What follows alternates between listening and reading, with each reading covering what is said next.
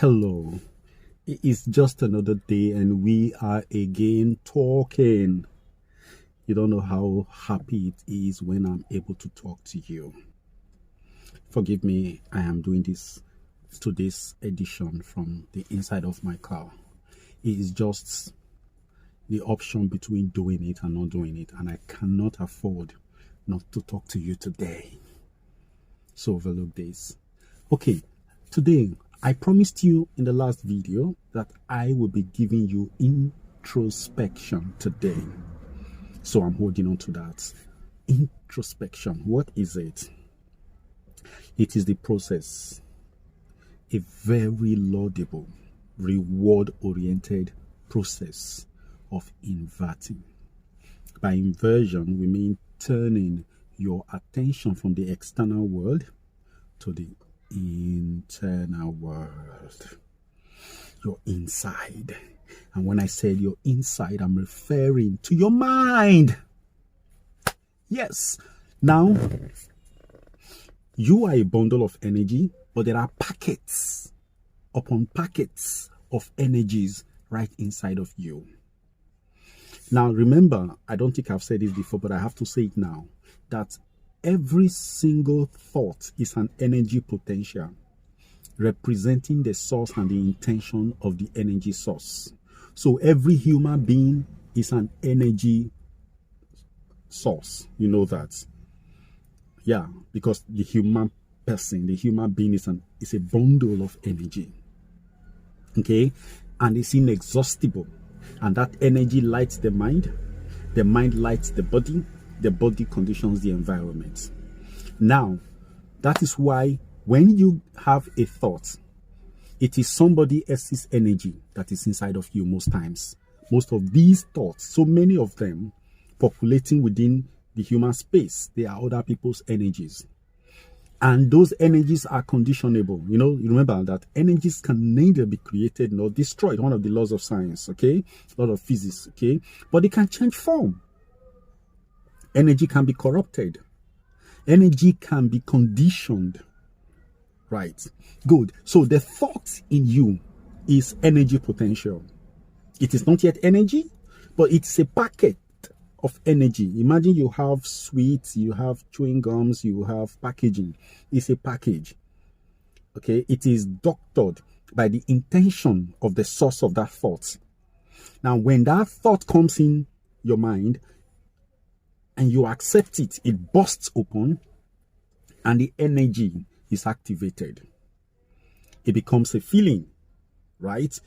Or it can generate a feeling from inside of you. It could be a feeling of acceptance or a feeling of rejection. Whichever one it becomes, whether it's a feeling of acceptance or rejection, it pulls up energy from you. And that energy, when you allow it, it becomes emotion. When you send it out within yourself, when it begins to work, its purpose. What purpose? It is the purpose that is behind the thoughts that the energy begins to work. So what it means is that the thoughts inside of you are either corrupting you, your energy field, or they work in tandem with your energy field.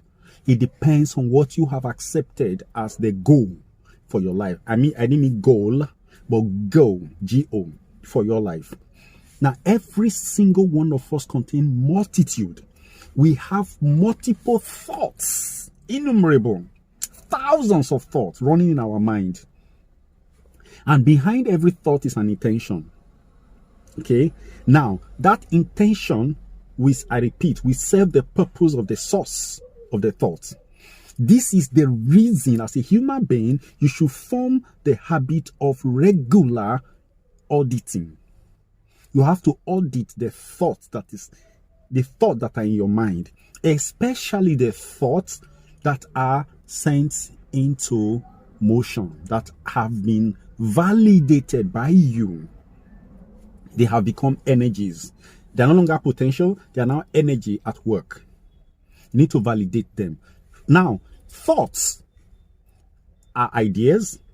These ideas become energies when they are allowed to function within your space. They become energy, feelings, accepted. Now, these energies can make or mar your person. They can make or mar your goal. And these energies, have actually become the reality potential of another person, of another group of people. We call them belief at this point in time. They begin to run. And when you allow them, without checking them, your life will go the way those thoughts, those energies are directed. It is no longer your life. You are living the life of others. So if you want to put an end to such, what do?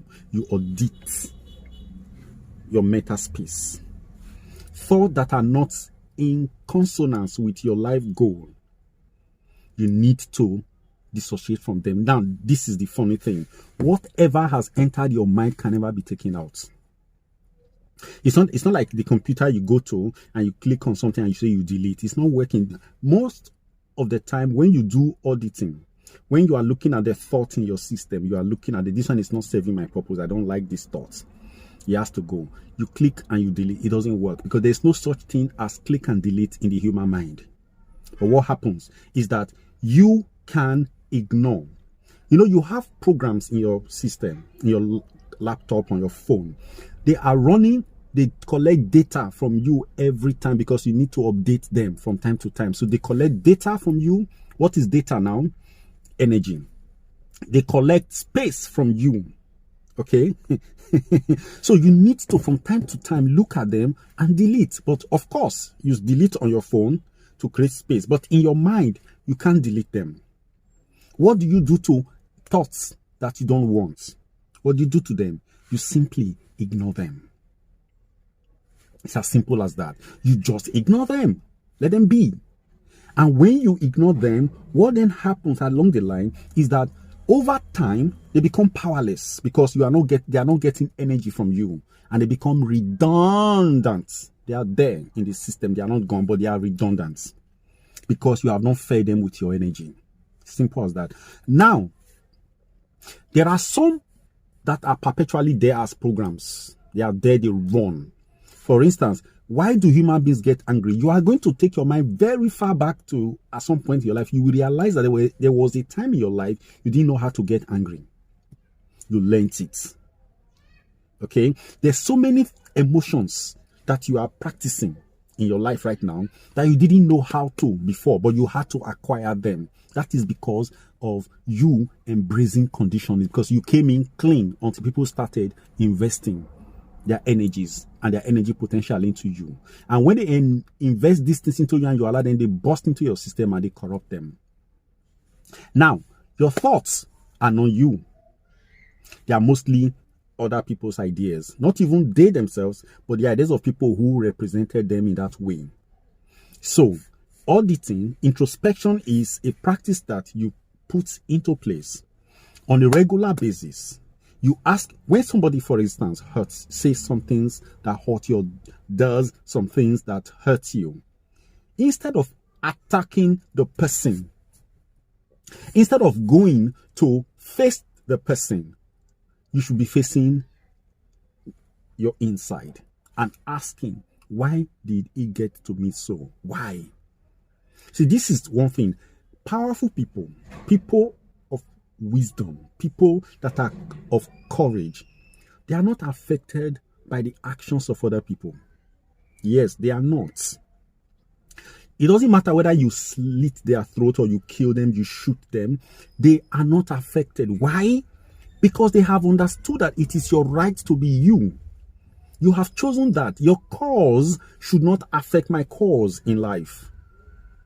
So when I get angry, I am exposing myself to your energy and it is reducing me. At that moment I am angry at you. I have stopped living my life. Why would I do that? The energies of jealousy, the energies of anger, the energies of lust. Like now in these days of social media proliferation, you watch videos on Facebook, on Instagram, on TikTok, everywhere. People are throwing suggestions at you on the basis of what they do in these applications. Now, if you pick them in their raw state, they are not guilty. It's you that are going to, because you pick those images on the basis of your background. So, for instance, if a guy or a lady were dancing in a way that is suggestive of certain things, and you see yourself responding in a lustful manner towards that image, don't fight the image. Don't fight the person. Look inwards and ask yourself, why are these images making me feel this way? It is because there is a program that says to you that a woman who dances this way implies sexuality. It means that you are to be subservient to her sexual suggestion. It is a program. Now, there's no need to fight the program. It's for you to understand that the program of lust, it's at a lower vibrational frequency. And at that moment of you watching that program, you are at that level. What should you do? You have to elevate yourself. That is the function of introspection. But then it's not that simple, because you need to, from time to time, place your mind, place your mental faculty, your attention on nothingness. Nothing. Okay? How do you do that? Number one, you sit down, ask yourself, what thoughts are running in my mind right now? You listen to them. Oh God, I have lost. What is lust saying? The lust at this moment is lust for sex. He's asking me to go for it. Why is he asking me to go for it? What is the message behind sexual desire? What is the message behind sexual drive? You don't know it. Simple. It's simply saying to you that you need to be regenerated, that you are dying, that life generally is passing you by, that you need to grip life by your powers and recreate yourself in the process. Some people think sex is about pleasure. It is an animal drive. It is a drive for population. It is a drive for perpetuation of yourself. And when that desire comes, what should you do? Should you obey it? Is it true? Is it telling you that you are dying, that you need to replace yourself? The answer is always no.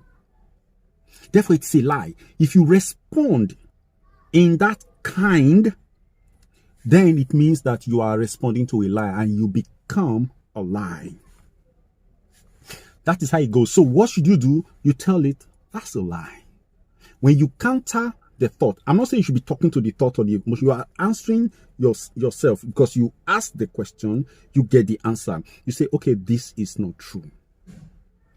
By doing that, you have distanced yourself from the emotion and the thoughts, and you will watch it actually fizzle. When people say, I couldn't resist it, it was beyond my power, it's a lie. You succumbed.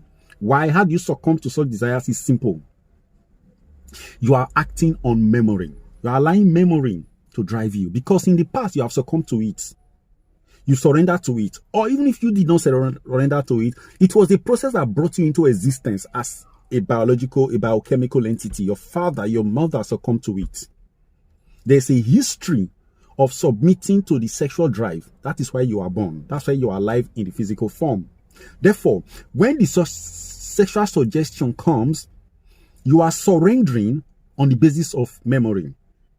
Either it's a memory of you having done it several times in the past, or once or twice in the past, and you welcomed it, or you are responding to the response of your family, of your father, your mother, your uncle, your ancestors, because the memories are stored in your cells. They are there.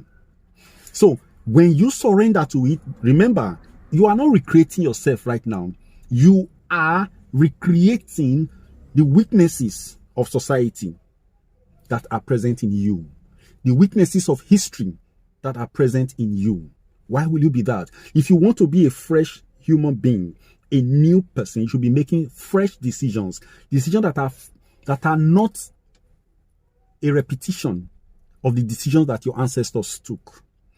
Be a fresh full-fledged human being, independent of history, independent of memory.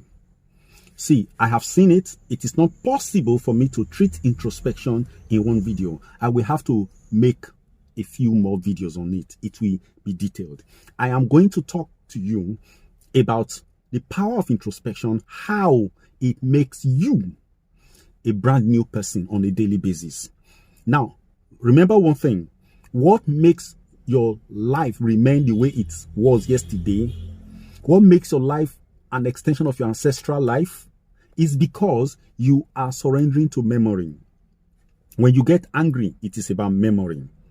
It's memory that makes you angry because it has been stored. It's a package. You have responded to this kind of situation before with anger. Therefore, when that kind of situation represents itself, you are going to surrender to it, because this time the mind is not asking you for permission, because you have given it permission by your past actions. Therefore, you respond in that way. The same way, every single thing you try to change in your life, and they are not changing, is because they are no longer required to take permission from you, because you are giving them a subconscious permission, subconscious license to behave that way, because they came to you before. They asked you once, twice, thrice, 4 times, 5 times, 6 times. You responded yes, yes, yes, yes, yes, yes. Now, there is no need for them to come. They are now acting without supervision. It is time for you to call. That's what introspection does. You call back all those thoughts and tell them there is a new sheriff in town. Those other permissions are now revoked, and you cannot say it once and expect them to just take it out once. They will keep coming. You need to revoke that license once, twice, thrice, up to 10, 15 times. When you do that, now they don't need to come back to you. They just give up, say this man has, demobilized us, and they go. So when you try the first time it does not work, don't give up. Keep trying. Keep trying. Keep pushing. Stop. Most importantly, one thing that introspection does for you, how it can work for you, is that you don't judge yourself. You don't condemn yourself. You don't see yourself as a villain, as a sinner, as a condemned person who deserves to suffer. Don't see yourself as that. What you simply do is that, okay, that one has not worked. There's another opportunity. Keep saying no. Keep saying no with an intention to actually do no. Not an intention that says, I will always fail. Have the intention at the back of your mind that this thought will eventually go. These emotions will eventually leave me. I will no longer be angry. In fact, as at now, I'm no longer angry, because I'm not the one really showing anger. It is the emotions acting on my behalf. Now I have stopped them. It is a life of growth that consistently audits itself, audits your thoughts on a daily basis.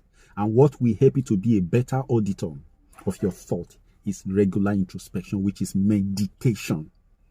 So in the next video, I will talk about meditation. Then I noticed I brought up something. There are a lot of things we're going to talk. I'm giving a video on the daily basis. There's so much topic to talk about. This is about you becoming a full-fledged human being on a daily basis. Better than what you were yesterday. Better than where you are yesterday, today. I wish you a lovely day. This is a pretty longer video than ever, but that's introspection for you. Thank you.